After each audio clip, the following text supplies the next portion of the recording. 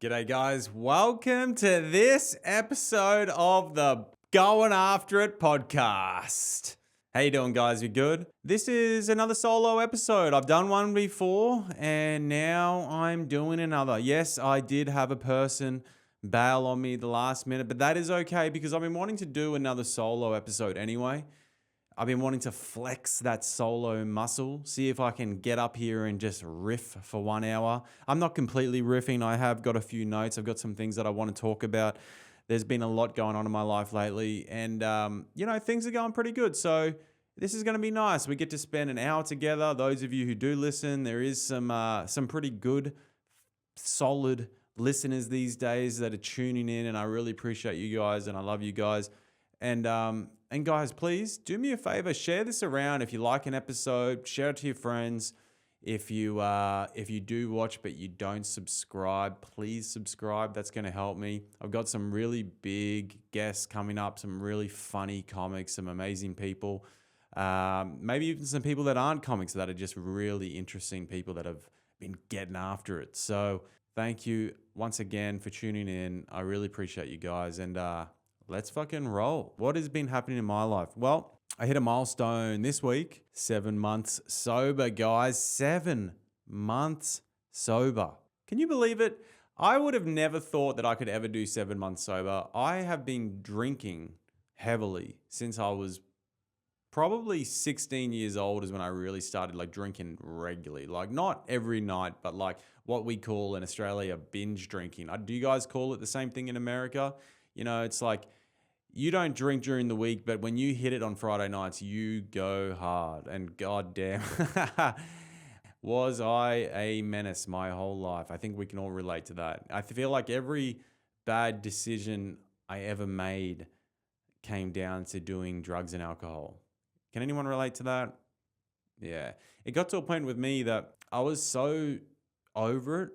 I was just so over it, and I'd made so many dumb decisions that 7 months ago, I was like, it's time to call it in.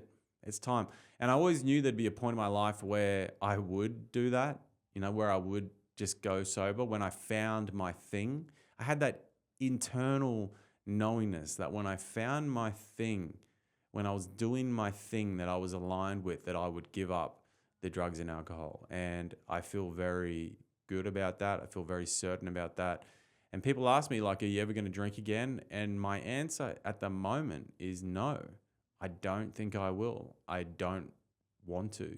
I have no temptation. I haven't missed it one little bit, which is really nice. I know a lot of times people are I could really do with a drink. And honestly, the only times I ever do feel like a drink is when something's going really bad. I might be fighting with my wife and I'm like, oh my God, I could just go down the pub and sing 10 beers and forget about all this. But I realize that's just more of a self-destructive habit, that's just wanting to drown out the thoughts and drown out the sorrows instead of actually dealing with things. So I've realized that a lot of it is just not healthy. It hasn't been or wasn't a healthy thought pattern and decisions. So it's nice to actually be able to look objectively at that and be like, yeah, I don't need that. That's not for me. So yeah, 7 months. I feel like it's a cool thing. I've been recently did a trip to Mexico. That was fun. Anyone been there? Yeah, a few of you. Oh, that's sick. We flew into Cancun. We went there for Mel's 40th, and it was a fun time. But there was some things I noticed about Mexico which were pretty interesting. Firstly, this isn't to do with Mexico. This is my flight. Got stuck next to a fat guy. Got stuck next to a real fat guy. And I don't know. What do you guys think? Do you think fat people should have to pay for 2 seats? Yeah, so do I. I think it's crazy. How can you be so fat that you take up 2 seats, yet you don't have to buy a second seat? That makes no sense to me. You guys know when I travel with the surfboard, they measure it, they weigh it, they get the length and the width out. They pull out their fucking tape measure, these little flight attendants in their little short dresses, and they'll measure your board. And if it's over a certain size, they charge you for it. And that goes underneath the plane. So what I'm suggesting is either fat people pay for 2 seats or we put them under the plane. That's all I'm saying. I don't think that is a stretch. I think it'd actually be very comfortable down there. You could probably lie down. You could put some suitcases together, make a little cubby house. That'd be fun. You could even maybe open up some bags, see what you find.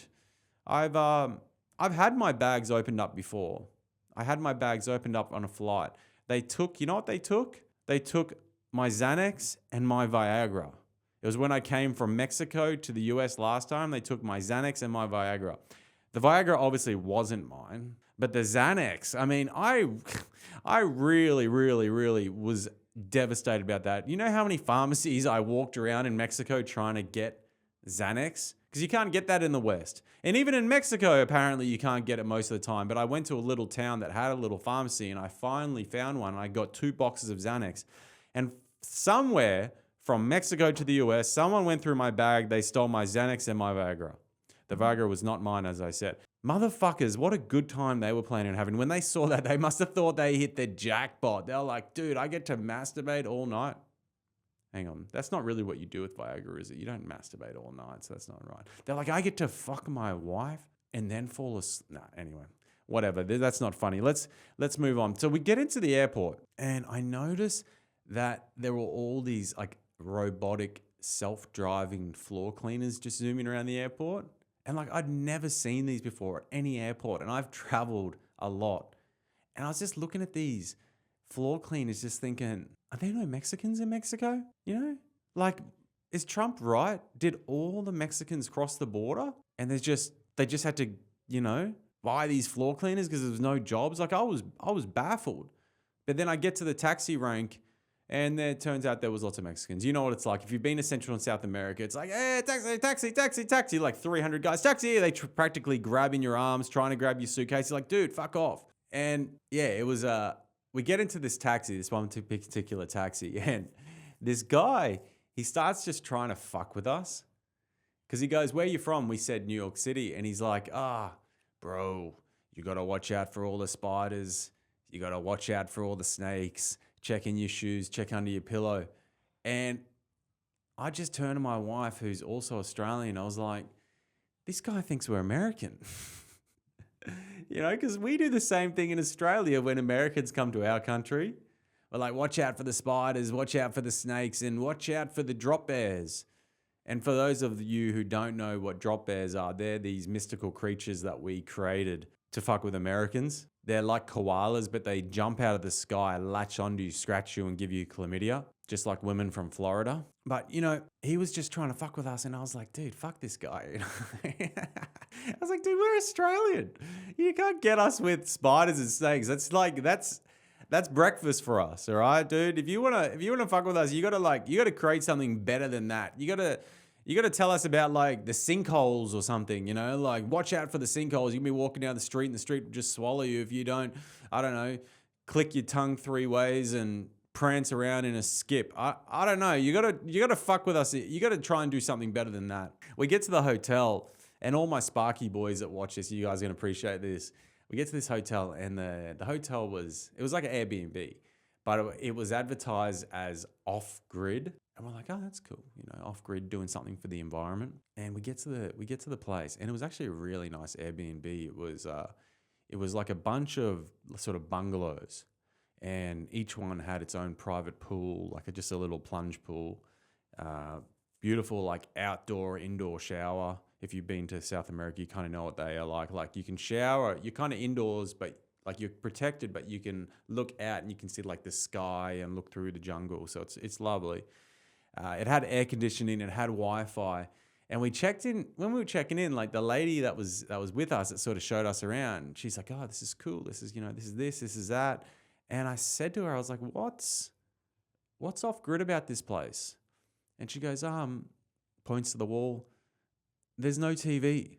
So no TV means in Mexico that it's off grid. All right, so you're not getting your nightly CNN and Tucker Carlson, and because of that, you're off grid.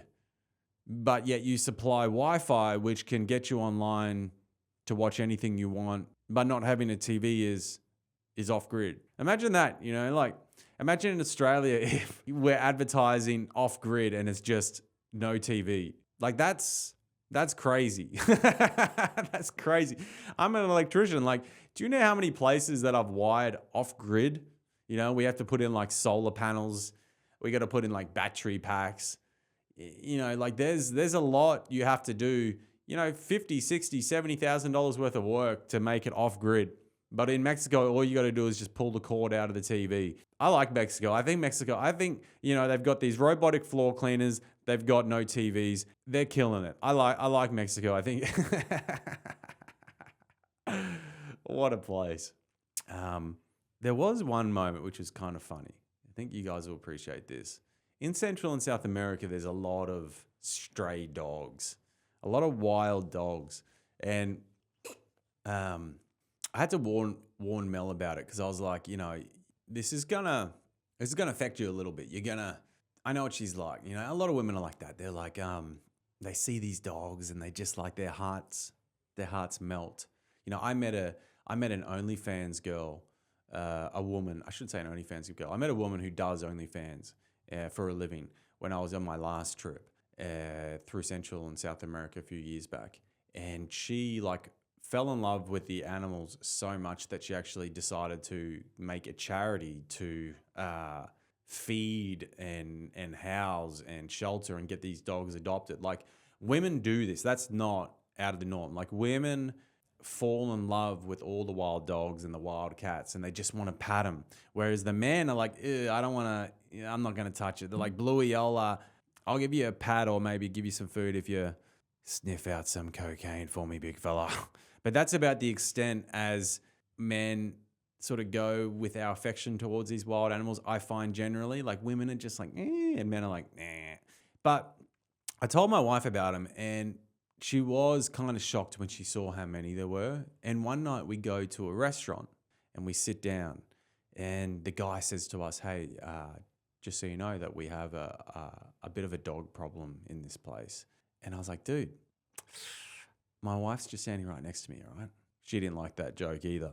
But he's like, we got this dog problem, so just don't feed the animals, you know, like, you know, we don't want to attract them. But anyway, we sit in our seat and we're having, you know, Mexican food because we're in Mexico.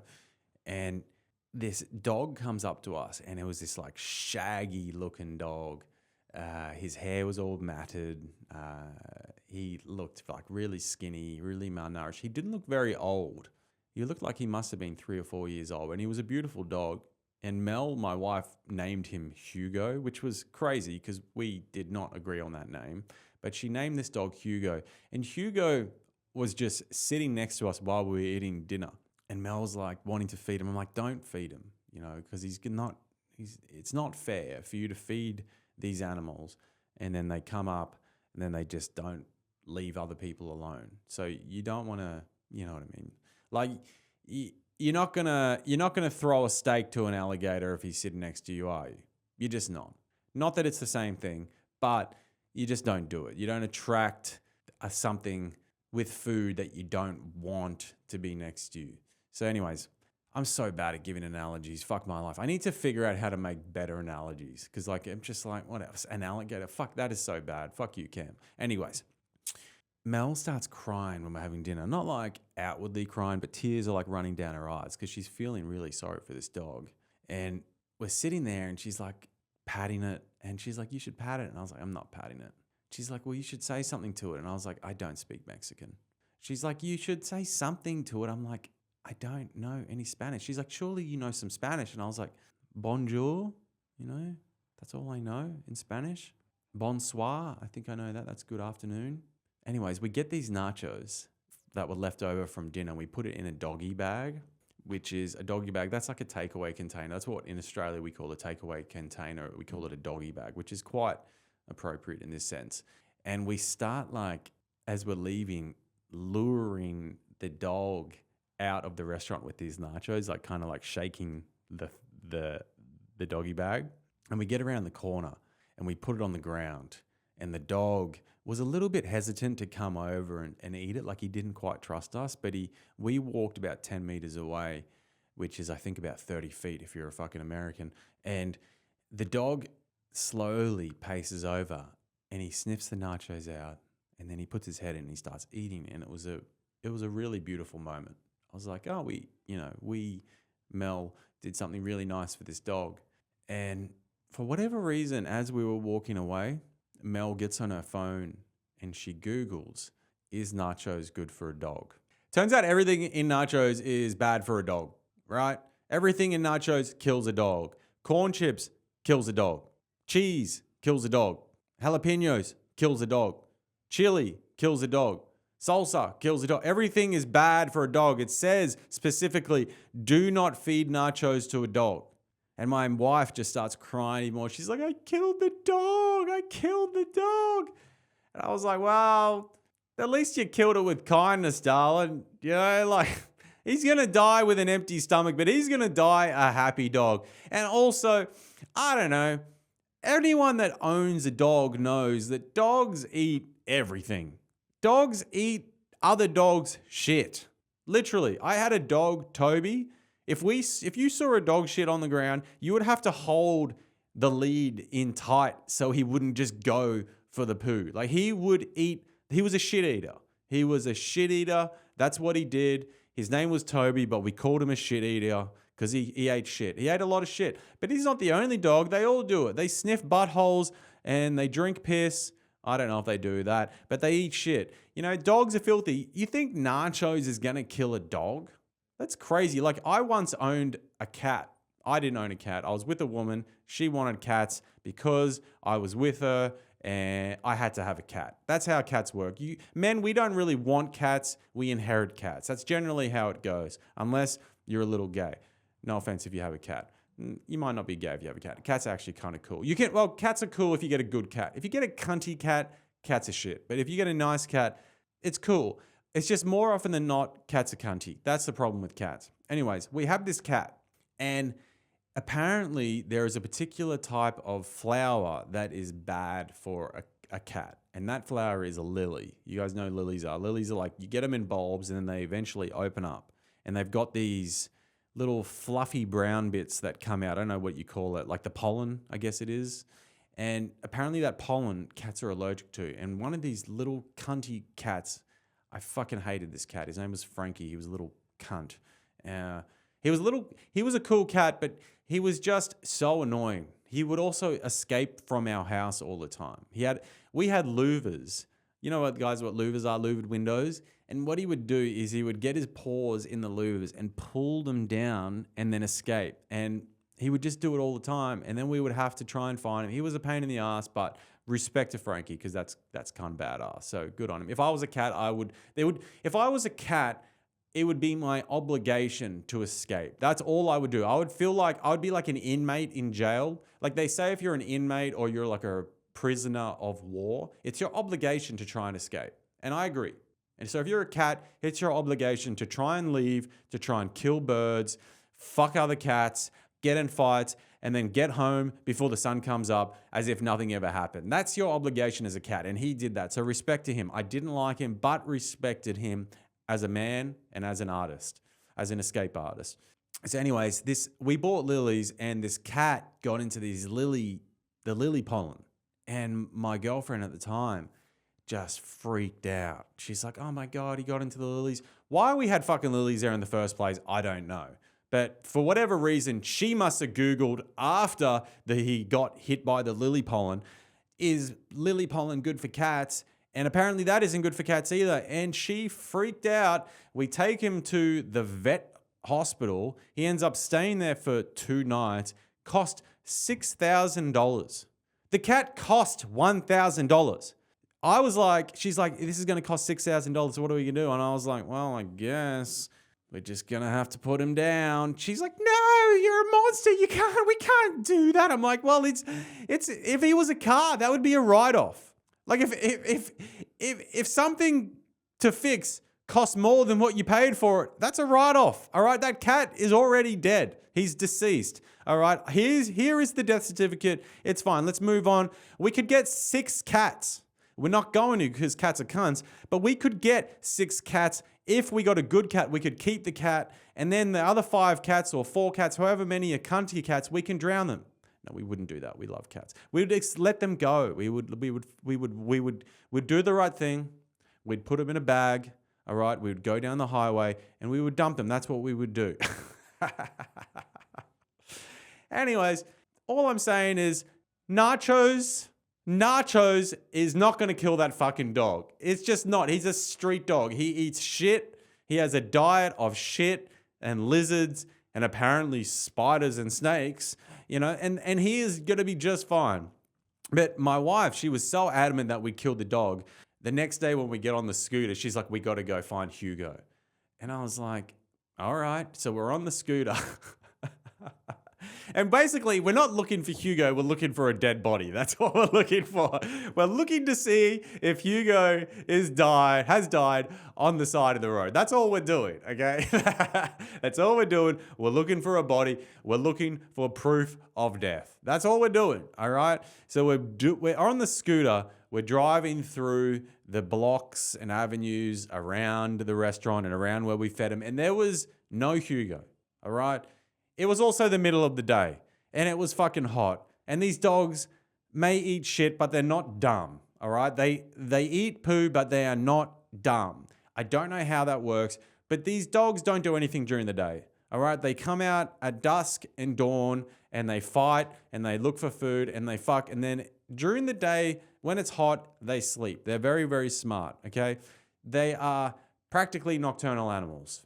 But so we weren't going to find him. And if you're a dog, if you know anything about dogs, when they go to die, they literally take them out somewhere to die. Like that, they'll take themselves out. You hear lots of stories about dogs. They'll like walk out of the house and then they'll like find a nice tree away from everyone and they die alone. It's actually kind of beautiful. So Hugo, rest in peace. I know you're still alive. My wife has her doubts, but I know you're still alive. But even if you are dead, I know we're not going to find you. But hey, mate. At least you had a good last meal, right? You had a good last meal. Speaking of last meals, I want to know what you guys think of this. What is your take on this? So my wife, she watches these videos about inmates and how, what they decide to eat for their last meal. And I find this interesting. But there was one state in particular where this one inmate went to jail for murder and he was on death row. And we're talking about death row inmates, not just inmates in general. We're obviously talking about inmates that have had the death penalty, or I don't know how you talk.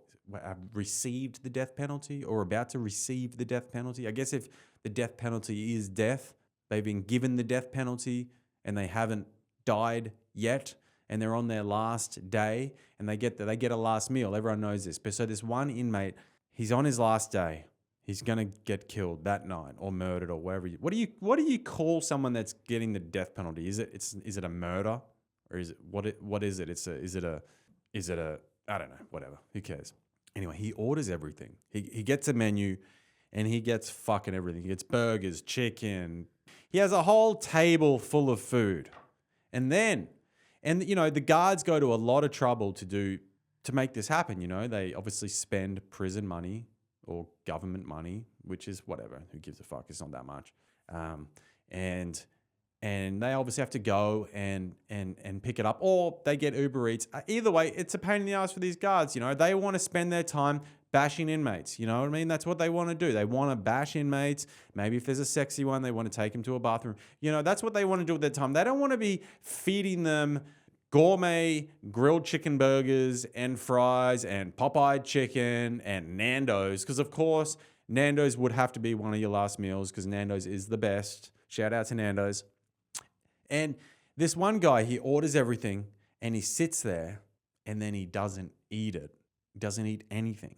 He doesn't touch the food in defiance of everyone around him. He's like, I'm not going to eat it because I'm going to be the big man and have my final say. And, he's thought he was going to go out like a cool kid because he didn't do what everyone else does, and I'm so cool. I'm going to heaven now because I'm not eating.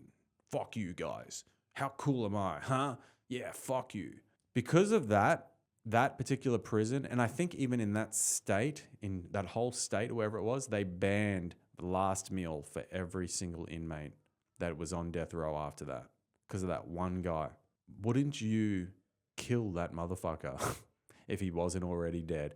If you were on death row, that last meal, you would be so excited for it. You know, you don't really deserve it. Actually, I kind of think you do. Let me segue for a bit. Because I was saying to my wife, I was like, that's actually really sad. And my wife was like, no, fuck these guys. You know, they murdered someone. They killed someone to get in prison in the first place. Why should they get a last meal? But I sort of feel like, no, I feel like you should get a last meal. You know, you're being killed. Shouldn't there just be, like, you're paying the ultimate price? I'm not saying it's justified, but you are paying the ultimate price. You're losing your life. You took a life or many lives, you're losing your life. That's kind of as fair as it can get. And I don't agree with the death penalty. I don't think at all we should have the death penalty. I personally think a better punishment is just letting someone rot in jail for the rest of their life. I think that is way worse. I actually think death is kind of easier in a sense. Anyways, let me know what you guys think. But I don't know. I still feel like you should get your last meal. I do. I feel like you should get your last meal, and that should be a human right. But that's just my belief. Tell me what you guys think. But yeah, everyone in the state after that lost their right to have a last meal. And here's the zinger. So that particular guy that was so fucking cool and didn't eat his meal got put away with another guy. It was him and another guy did the murdering and the raping or whatever they did. And his friend was also on death row. And he was due to be killed or murdered or whatever in the following days. So his accomplice did his cool kid thing. And then his mate doesn't get to have his last meal because of that guy. Isn't that funny? I feel like that's funny. I feel like that is funny. Maybe they should have just drawn the line there and said, hey, you know, you're not going to get your last meal because you're a fucking cunty friend, but we're not going to fuck with everyone else. But that's kind of funny. I feel like there's some humor in that. Yeah. Anyways, all right. What else do I want to talk about? I got some good news. What do I want to talk about first? I do have good news. I didn't know if I want to talk about this now, but I'm going to. I've got a book here.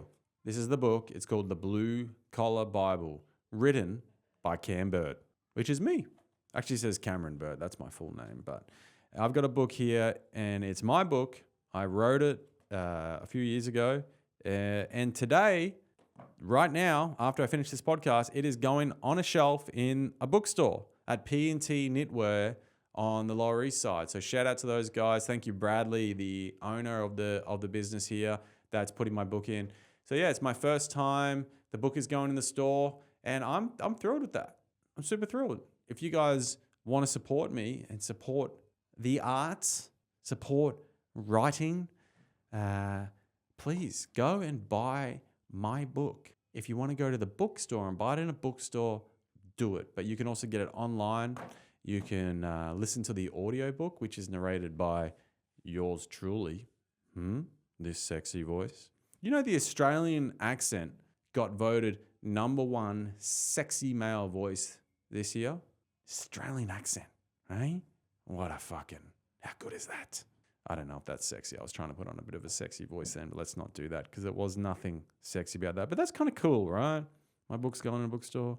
I like that. It's about stories and anecdotes and insights into the blue collar world, into construction, you know, where men are men, you know, men doing manly shit, like building, concreting, doing electrical work. But funny stories. It's not about the work. It's about the people doing those work. That's a bad line. People doing those jobs. It's some funny shit, man. There's some funny stories. Like, there's a funny story. I'll tell you one right now off the top of my head. We were one day, we were on this construction tower. It was like a 12-story tower, and we were doing a deck work. A deck work is when you know how a building goes up and, you know, it sits on every level sits on a concrete slab. That's called a deck.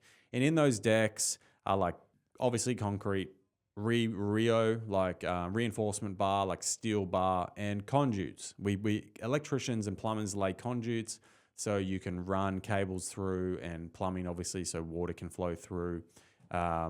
for later. So it's all concealed in the slab rather than having to like run its surface under or over a slab later, a concrete slab. So we're up on a deck, right? And there's me, there's a couple of other Sparkies, there's the concreters, there's the plumbers, and we're all up there. It's a fucking hot day. And one of the concreters yells out, "Oi, boys, take a look at this." And we run over to the edge, and we're on about the 10th story, I think, at this point.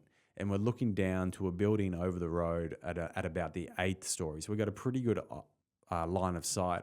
And there was this chick giving this dude a fucking blowjob. And like this dude was like, you could see the dude splayed out on the bed. And there was just, all you could see was the back of someone with like long hair, just fucking going ham on this dude. Just going ham. And like we could see the guy, and after a while he could see us, and we're like cheering, we're like, yeah, and he's like lying down getting the blows, just going, yeah, like I'm the fucking man. And then about a minute later, the person that's sucking his dick turns around. It was a dude. It was a dude giving a dude head. And I don't know if you know much about construction. It's a pretty straight environment. You know, there are probably gay people, but they're not very well known. And it's a very masculine environment. And I don't know. I've never seen 30 guys run away as fast as they can. Anyway, guys, that's one funny story. There are many little tales, funny stories, funny anecdotes, insights into the blue collar world and construction in Australia. Guys, give it a read, listen to the audiobook, or now go to P&T Knitwear on the Lower East Side at 180 Orchard Street and pick up a copy. And I'm going to sign the copy that's in the bookstore. So if one of you guys wants to purchase the one in the bookstore, because they're only keeping one at a time because it's a big bookstore, and I guess they got limited shelving space. But if you want to purchase the first one, it's going to be signed by me. So thank you guys. What else? I went and saw Louis C.K. last night. Anyone seen Louis C.K.? Yeah, a few of you. Oh, that's cool. We saw him at King's Theatre. I think it was King's. It wasn't Queen's Theatre. It was King's Theatre in Brooklyn. Beautiful theatre, by the way. Beautiful theatre. These theatres in America are amazing. The workmanship that goes into these are like stunning. Like they've got all these Colosseum like pillars that are all like have all decorative like feet. You know what it's like in these like where everything's like carved and it looks beautiful. They're probably like plaster moldings, but it just looks gorgeous. Like it looks like something out of like Shakespearean time, and they're lovely. And Louis C.K. came up. He did probably like an hour and a half, maybe even like an hour and 45. He did a long set. But I could tell he did a long set because by halfway through I really had to piss. Isn't that annoying when you really have to piss, but you're in a theater or you're in and it's like, I don't know if you've been to these theaters, but they're tight. Like between your knees and the seat in front of you is a couple of inches. Hear that, Americans? I'm measuring in inches now. You guys have converted me. A couple of inches, and you just can't get out. The only way to get out is to make everyone beside you stand up. So you've got that issue where if you're sort of Australian or British, where we're kind of like too polite for our own good sometimes. We don't want to like disturbed people. Like it's very Australian and British. That's very British culture that we've inherited. Where you don't want to like. We're too. We're a little bit nice where we'll almost like not do something that's right for us because we don't want to impede on other people. Where Americans kind of don't care so much. They're like, yeah, fucking get up. Especially New Yorkers, like get up. But we were in the middle of this row, so it was like 30 people this way, 30 people that way. I was like, I'm not doing that. I'm going to sit there. And I really had to piss, which was annoying. It kind of affected my time. But that's how long it went for. It went for that long. It went for so long that I had to piss. Isn't that a good analogy of how long something went? See, I'm getting better at analogies as this podcast goes. Isn't that amazing, guys? Isn't that what podcasting is all about? I mean, if you can do a podcast and you get better at an analogy, we've gone from alligators to pissing. All right, what's the next one going to be? But anyways, it was amazing. And I don't know if you guys ever done this, but I was very present. I found, a lot of the time I'm in my head and I'm thinking about other things, but I was very present. Other than the fact that I need to piss, I was very present, which was kind of cool. Isn't it amazing when you notice yourself being present? You're like, I'm not thinking about anything else. I'm just enjoying this, and I really enjoyed it. And I couldn't help but getting a couple of thoughts, not many, but a few thoughts of like, one day I'm going to get up there. One day that, I hope, God willing, will be me. One day I will be at a big theater and I'll be selling it out and I'll have thousands of people there to come and see me if everything goes well. And I thought that's super cool. It's super cool. And you kind of have to believe that, don't you? Like you kind of have to think it. If you're pursuing something big, something bigger than yourself that has no guarantee, you have to have that crazy belief that you can make it. You have to, rightly or wrongly. Even if you absolutely suck at something, you still have to have a belief that you can pick it up and get better and master it. Otherwise, what's the point?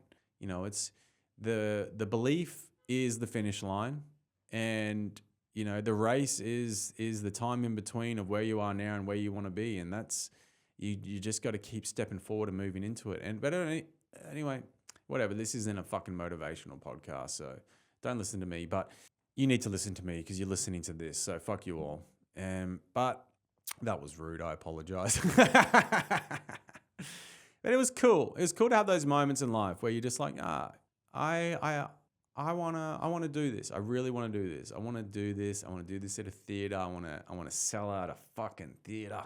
I want to sell out Madison Square Garden, and I'm going to. One day I will. Maybe at least I'll open for someone that does that anyway. But we'll see. Let's go to some Australian topics. Now, people always ask me in America, the one thing that I get asked probably almost the most is, why are kangaroos such cunts? Why are kangaroos such cunts? Because people keep seeing these videos of these kangaroos drowning these dogs and these people fighting these kangaroos.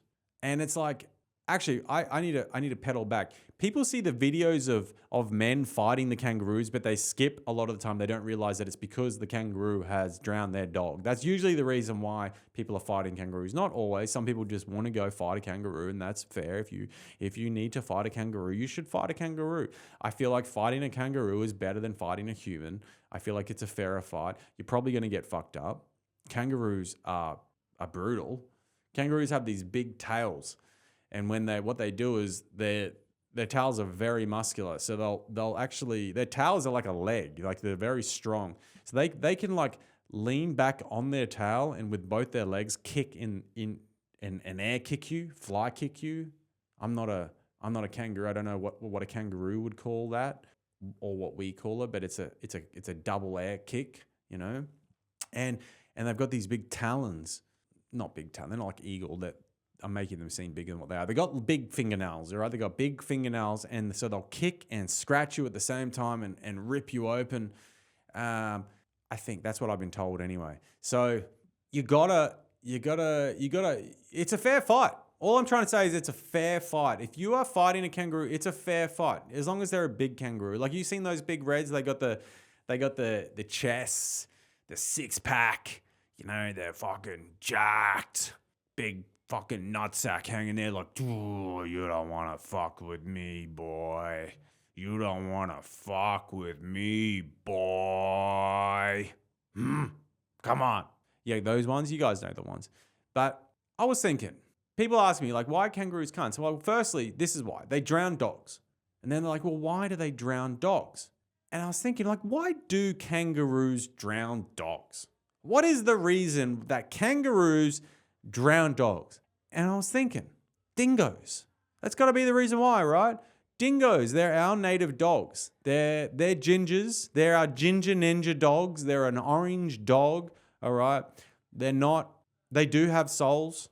Their dogs do have souls, but they're ginger, and that's unfortunate for them. They have to live with that. So these dogs are angry because they're gingers, all right? They don't like being gingers. They're upset that God made them gingers. And because they're angry, they try and fuck with kangaroos, okay? Because when you're angry at life, you have to bully someone else. That's how life works. If you're angry at life, you have to bully someone else and let your anger out on someone else. You're not going to accept that you're a ginger and just be cool with that. No, you're going to try and beat someone up, let out your rage, be happy for a day, then the next day, wake up, realize you're a ginger, and you're going to go beat something up. And in Australia, the best closest thing or the equal match to a dingo is a kangaroo. And because dingoes aren't going to try and fight someone smaller than them. They're not dogs, right? They're not dogs. They're not going to just fight, a little marsupial mouse or a little possum. They're not dogs, all right? They're dingoes. They're ginger fucking dogs. Ginger dogs, dingoes. They are dogs. If you don't know what a dingo is, it's a dog, all right? But they're not dogs, you know what I mean? They're not anyways. So they fucking want to fight a kangaroo because they're gingers. So they go up to these kangaroos and they just try and grab at the tail, and fling them around, and they'll hunt in packs and they'll fuck with these kangaroos. So these kangaroos for 40 million years, Jamie fact check me on that, but 40 million years have been dealing with these angry ginger ninjas. So what do you think happens when a dog, just a little pug, walks up to a kangaroo and is like, oink, oink, what noise pugs make, they, whatever they do, because they can't breathe properly because they've been ran over in the face for general. They're going to drown the dog. They're going to lure the dog like I lured Hugo with my nachos. They're going to lure the dog with their tail. They're going to wave it around. They're going to be like, come on, doggy, come and eat my little tail. And it also doesn't help that in Australia, the number one dog snack in Australia is kangaroo tail. Yep. We skin it, we dry it out, we chop it up into bits, and we give it to dogs. So these dogs that are owned by humans see these kangaroos, they see these tails, and the kangaroo's like, ooh, come with me, boy. Follow me to the water hole. And the kangaroo jumps in. He's like, come on, waving his tail. Come a little bit closer. And the dog's like, all right, I'm going to come for the little tail. That tail looks delicious. My daddy fed me that tail last night. I get to have the real tail? Oh, this is going to be delicious.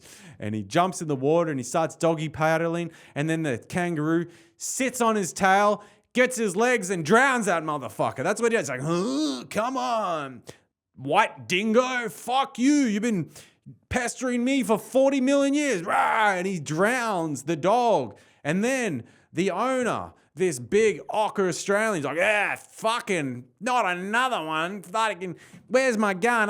Fuck it. I can't even find my gun. I'm just going to box the fuck out of this kangaroo. And he runs up and he goes, go! Hits the kangaroo. That's how it works. That's how it works, okay? Kangaroos are not cunts. They have feelings and delicious tails. That's all I'm saying. They've got feelings and delicious tails, and they got bullied by a ginger because the ginger is ginger.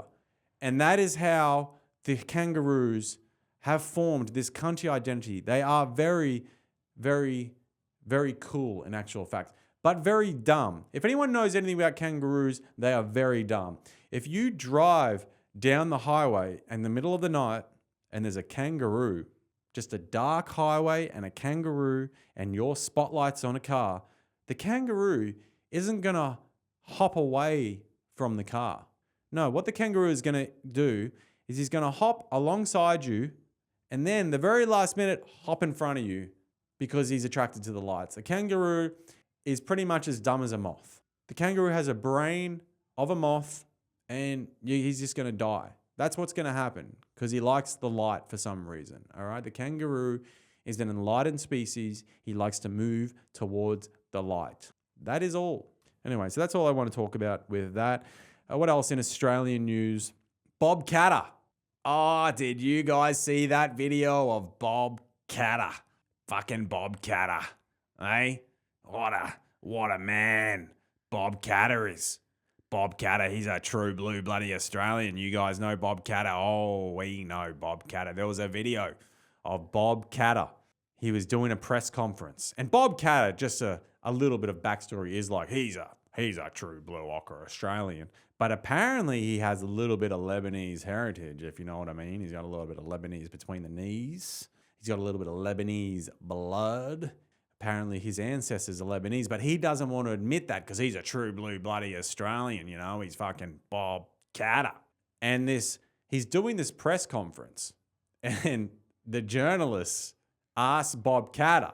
He's like, Bob, I heard you've got Lebanese ancestors, but you're always preaching that you're bloody true blue Australian. Whatever. I'm paraphrasing, and we're gonna cut the clip in here. Anyway, and Bob Catter's like, hey, I'm bloody Bob Catter. I'm not fucking Lebanese. I'm true blue Australian. And if you say anything about me being Lebanese again, I'm going to punch you in the mouth. I'm going to fucking punch you in the mouth. I don't know if you guys know much about Lebanese people, but yeah, there's nothing more Lebanese than threatening someone by punching them in the mouth. I mean, those cunts are fucking angry. You don't fuck with the Lebanese, right? They're not only going to punch you in the mouth, they're going to get all their brothers. Well, my cousins, you there, my fucking brothers. And they're also going to punch you in the mouth. That's what the Lebanese do. They have a lot of brothers, a lot of cousins, a lot of uncles, and they're going to line you up, and every single one is going to punch you in the mouth. That's what they're going to do. So that's cool. That's a fun fact. I only have a few more minutes left, so I do want to do a little shout out. Something that I've been very interested in lately was the Charlie Kirk shooting. Devastating, crazy, and yeah, really disappointing that happened. Because of that, I've been following a little someone called Candace Owens, watching her YouTube series. She's got a podcast called Candace, and she is following very closely the Charlie Kirk shooting. Every single day, Monday to Friday, she is doing an amazing job. She's an investigative journalist, I guess. I think she's an investigative journalist. She's definitely a journalist. She definitely has a journalism degree, but I guess she may as well be an investigative journalist because she is investigating the shit out of this thing. And the clues that she is coming up with, holy hell, it's getting juicy, guys. It is getting so goddamn juicy. And their narrative is looking pretty sus. It's looking like very much an inside job with a lot of global fuckery. And I don't know, guys, if you are like me and you like a bit of a conspiracy, you know, believe that there are some dark forces in this world, you guys should give it a listen. It's really interesting. It is like the best podcast I've listened to for a long time. I'm really, really enjoying it. So shout out to Candace.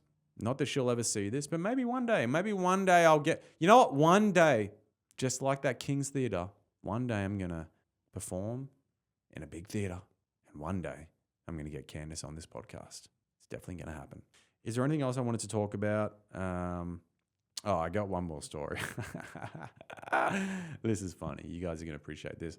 My wife was talking to her mum, and my wife's parents are both from Hong Kong, and they've been married for a long time, but they're still going strong, but they're old parents. They're like her dad's in her 80s, her mum's late 70s, and you know, just like all marriages, they've had their ups and downs, like everything. But the other day, Mel was telling me a story of her mum, that her mum said to her, and her dad said to her mum, this is a few years ago, he's like, oh, I think he wasn't well at some point, and he goes to her, listen, you know, if I don't make it or whatever through this period of time, or something happens to me, just remember that I will find you in the afterlife and we can be together there. And her mum was like, don't you dare fucking find me in the afterlife. Don't you dare find me in the afterlife. One life is enough. One life is enough. We're not doing two lives. And I just thought that was so funny. And isn't that true? in a certain way. I don't know. I don't know what you guys think about love, but love's cool. Love's great, but who knows? If in the afterlife everything is accessible, you can just zoom around to different places. You're not going to be tied down to marriage. You're not going to have kids in the afterlife. You're going to be fucking partying. You're going to own a restaurant on a beach in Mexico, right? It's going to be called 75 Virgins because inside will forever be 75 virgins. And then as they become not virgin, you'll then swap it out with, I don't know. I don't really, I don't want to, I'm not interested in a virgin. That's weird. But you're going to be fucking surfing waves. You're going to be hanging out with your boys. You're going to be doing blow, going to parties, sailing yachts. You're going to be doing stand-up comedy. You don't have time to find your ex-spouse. I don't know. Anyways, just a thought. Guys, this has actually been a lot of fun. And I'm kind of impressed that I did this. I feel like this has been a lot better than my last one. I feel like my last one was a bit of a train wreck. This one has been really fun. I feel like I've got so many more points to talk about, but I don't have time because I started a little late. But guys, let me know. Send me a message, give me a like, write a feedback. God, I'm such a shit talker sometimes. Anyways, leave a comment. Say something. If you guys like the solo episodes, you think it's funny, you think it's fun, let me know if you think I should do some more. Also, guys, I'm really excited for the upcoming guests. There's some really cool people coming on, some big fucking players in New York City. Some really exciting guests. We're in the 80s now. We're in the 80s of the episodes. So I guess early next year, we're going to hit the episode 100. Let me know what you think I should do for episode 100. Should I do a live episode? Should I do a big comedy show for it? I don't know, guys. It's been a fun journey and I'm really enjoying this. And the more I do it, the more I'm enjoying it. The more it's becoming a pleasure. At some moments early on, it felt really much like a chore, especially when I was having issues with editing, and it really felt like a chore. But now it's a pleasure, and it does. When you do something long enough, it becomes a habit, and once it becomes a habit, it just becomes second nature, and you don't think about it.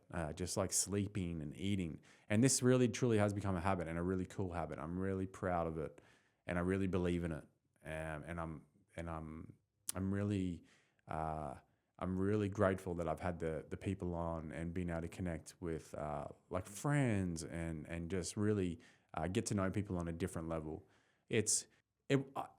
I can't explain what it feels like, but when you have a drink with someone, you go to a bar and you have a drink, and that drink turns into like a real boozy night, and you go and get a bag, and then you go back to your apartment and you're sitting in the kitchen racking up lines with that person, talking about life, getting deep, and you walk away the next day and you're like, dude, I really know that person now. I really feel like I connected with them.